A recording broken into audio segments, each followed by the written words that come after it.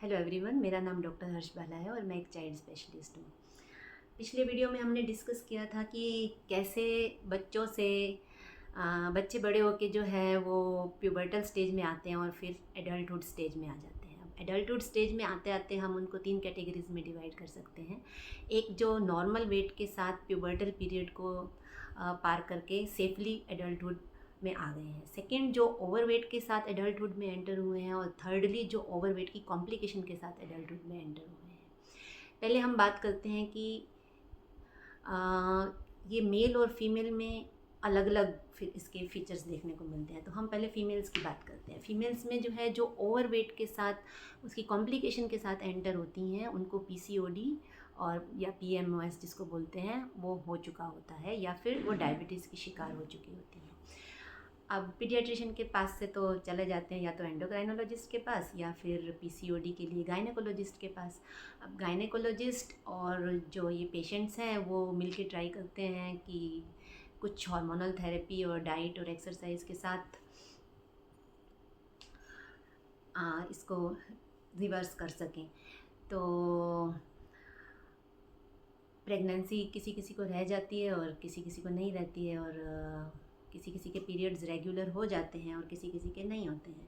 फिर जब ये लोग मेनोपॉज में जब एंटर होते हैं तो फिर इन लोगों को मेनोपॉजल सिम्टम्स होने की पॉसिबिलिटी बहुत ज़्यादा होती है। अब सेकंड कैटेगरी जो है फीमेल्स में, जो ओवरवेट के साथ एंटर होती हैं एडल्टहुड में। अब उस टाइम उनको पीसीओडी और पीएमओएस तो नहीं होता है, लेकिन जब टॉप अप आता है, मीन्स प्रेगनेंसी और मेनोपॉज, तब वो अफेक्ट होती है। प्रेगनेंसी में क्या होता है, प्रेगनेंसी में उनको डायबिटीज़, प्रेगनेंसी इंड्यूस, जिसको जेस्टेशनल डायबिटीज़ बोलते हैं, जेस्टेशनल हाइपरटेंशन बोलते हैं, थायराइड होता है, उस उनका इंसिडेंस उनमें बढ़ जाता है। और जैसे ही प्रेगनेंसी जो है, प्रेगनेंसी के बाद बच्चा हो जाता है तो इंसुलिन रेजिस्टेंस कम हो जाता है और वो ऑलमोस्ट रिवर्स हो जाते हैं। तो क्यों होती है प्रेगनेंसी में ये कॉम्प्लिकेशन? क्योंकि प्रेगनेंसी भी एक हाइपर इंसुलिनिमिक स्टेट है, क्योंकि बच्चे की ग्रोथ के लिए उस टाइम पे फिजियोलॉजिकली इंसुलिन हार्मोन बढ़ जाता है और थोड़ा सा इंसुलिन रेजिस्टेंस डेवलप हो जाता है। और जो ऑलरेडी इंसुलिन रेजिस्टेंस जिनमें होता है तो उसमें ये टॉपअप का काम करता है। अब यही ओवरवेट लेडीज़ अगर प्रेगनेंसी के बाद भी जो है अपने वेट वगैरह पे, अपने लाइफस्टाइल पे ध्यान नहीं देती हैं और इसी इंसुलिन रेजिस्टेंस के साथ मेनोपॉज में एंटर करती हैं, और मेनोपॉज में फिर से टॉपअप आता है और फिर ये मेनोपॉजल सिम्टम्स इनमें आते हैं, और उसी टाइम इनको डायबिटीज़, थायराइड, बीपी वो सब स्टार्ट हो जाता है।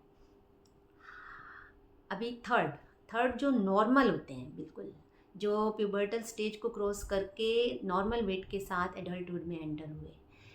देखिए, आपने सुना होगा कि शादी से पहले तो मैं बहुत पतली थी, अभी मेरा वज़न बढ़ गया है। शादी से पहले तो ऑलमोस्ट सब पतले होने की कोशिश करते हैं क्योंकि शादी करनी होती है, लेकिन उसके बाद कोई अपना ध्यान नहीं रखता है।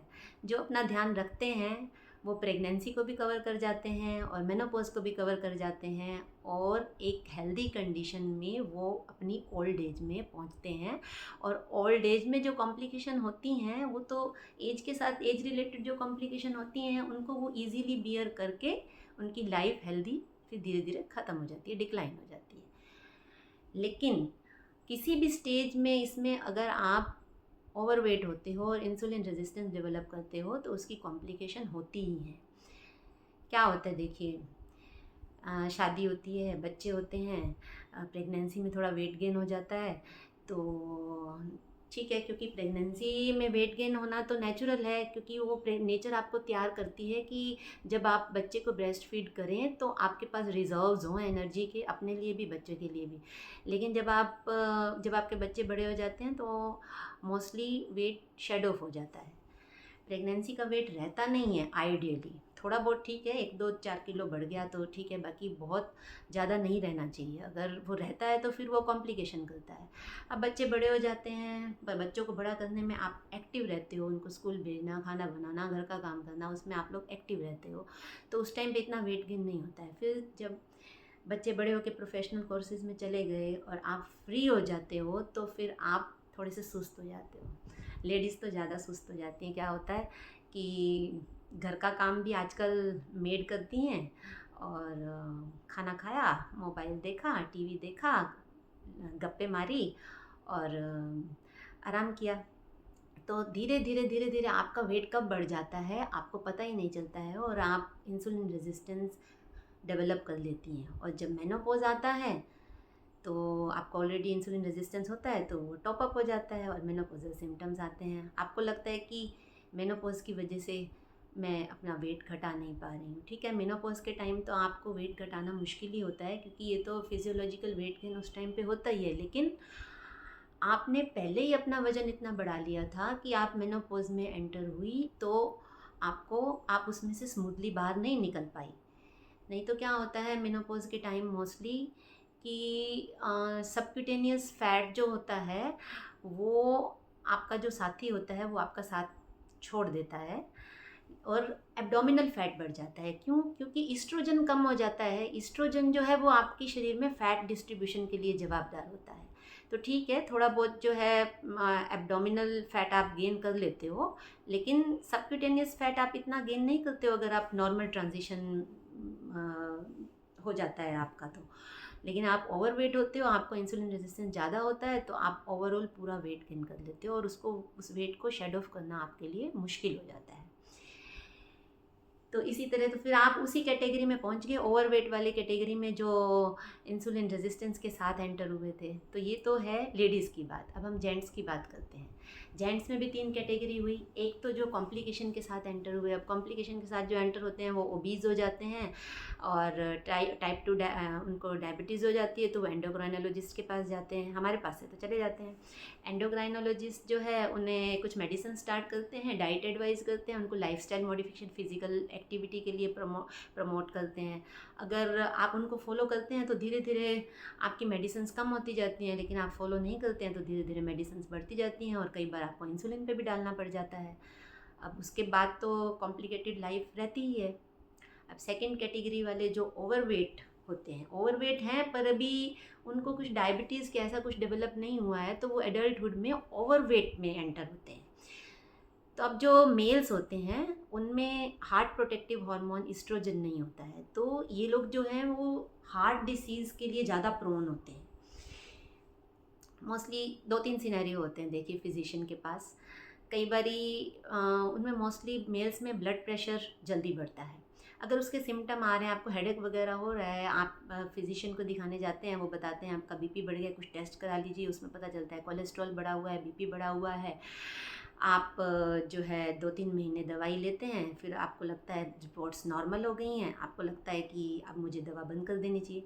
अरे ये कोई ऐसी डिसीज़ थोड़ी है कि जिसमें आप एक कोई कोर्स करेंगे तो फिर आपकी दवाई बंद हो जाएगी।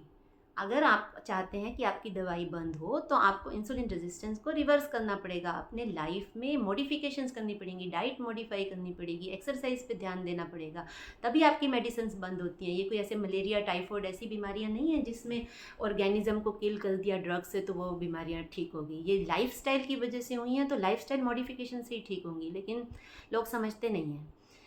बीपी की दवा बंद, ठीक है, बंद कर दिया आपने, फिर क्या होता है? फिर आप आते हैं सीधा हार्ट अटैक लेके, पैरालिसिस लेके। और कई बार तो ब्लड प्रेशर के सिम्टम्स भी आते नहीं हैं, आपकी बॉडी कोप अप कर रही होती है, और आप सीधे ही पैरालिसिस के साथ आते हैं, या फिर कार्डियक स्ट्रोक के साथ आते हैं। तो उस टाइम पे अगर डॉक्टर्स आपका टेस्ट कराते हैं तो पता चलता है आपका बीपी भी बढ़ा हुआ है, आपका कोलेस्ट्रॉल भी बढ़ा हुआ है, और कुछ तो डायबिटिक होते ही हैं उस टाइम पे। देखिए क्या कर लिया आपने अपनी लाइफ के साथ, क्योंकि टाइमली आप कोई चेकअप कराते ही नहीं है। जब तक आपको कोई प्रॉब्लम नहीं होती है आप डॉक्टर के पास जाते ही नहीं हैं। और ज़्यादातर आप ऐसे डॉक्टर्स के पास जाते हैं जहाँ बहुत भीड़ होती है, क्योंकि आपको लगता है कि जिस डॉक्टर के पास ज़्यादा भीड़ है वो डॉक्टर ज़्यादा अच्छा है। तो अब ये कौन समझाता है आपको कि आपको क्या क्या इंसुलिन रेजिस्टेंस रिवर्स करने के लिए क्या क्या करना चाहिए? टाइम तो होना चाहिए, आपके पास भी टाइम होना चाहिए, डॉक्टर के पास भी टाइम होना चाहिए। ना आपके पास टाइम है, ना डॉक्टर के पास टाइम है, आप भी जूझते रहिए। ठीक है, डॉक्टर तो कोशिश करते हैं आपको समझाने की, भाई आप अपना डाइट, एक्सरसाइज उस पर ध्यान दीजिए, पर आपको तो लगता है कि सब कुछ दवाओं से ठीक हो जाता है, और फिर आप वो दवाइयाँ भी बंद कर देते हैं। और फिर फुल ब्लॉन हार्ट अटैक, डायबिटीज़ इसके साथ आप आते हैं। ये तो है ओवरवेट वालों का। अब जो नॉर्मल वेट के साथ एडल्टहुड में एंटर हुए तो वो प्यूबर्टी को तो इजीली पार कर गए, ठीक है, फिर बच्चे वगैरह हो जाते हैं उनके। फिर अगर वो अपने लाइफ स्टाइल पे पूरा ध्यान देते हैं तो जब तक एंड्रोपोज आता है, एंड्रोपोज क्या है, देखिए मेनोपोज तो सबको पता है पर एंड्रोपोज बहुत कम लोगों को पता है।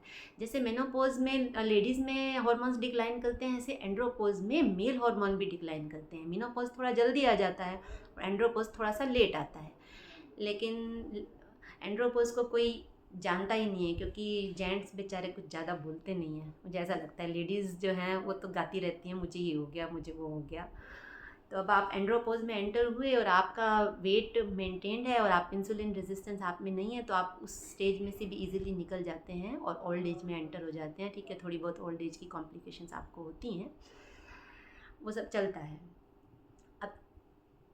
अब अगर आप इसमें भी किसी भी स्टेज पे अपने को ओवरवेट कर लेते हैं, अब जेंट्स कैसे ओवरवेट हो जाते हैं, देखिए शादी हुई, बच्चे हुए, काम होता है, बच्चों को पालना है, ठीक है, सारा दिन ऑफिस में या काम में होते हैं, रात को आके सब इकट्ठा बैठते हैं तो रात को बहुत ज़्यादा अच्छा खाना होना चाहिए, उनकी ये डिमांड होती है।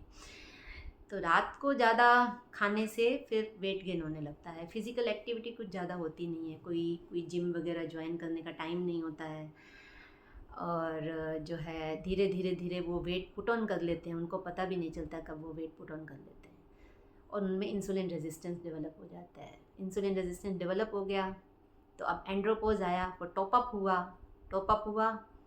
उसमें भी ऐसा नहीं कि मेनोपोज में इंसुलिन रेजिस्टेंस होता है, एंड्रोपोज में भी इंसुलिन रेजिस्टेंस होता है। तो अर्ली स्टेज में 50s में ही आपको बीपी, डायबिटीज़ ये सब हो जाता है अगर आप अपना वेट कंट्रोल में नहीं रखते हैं तो।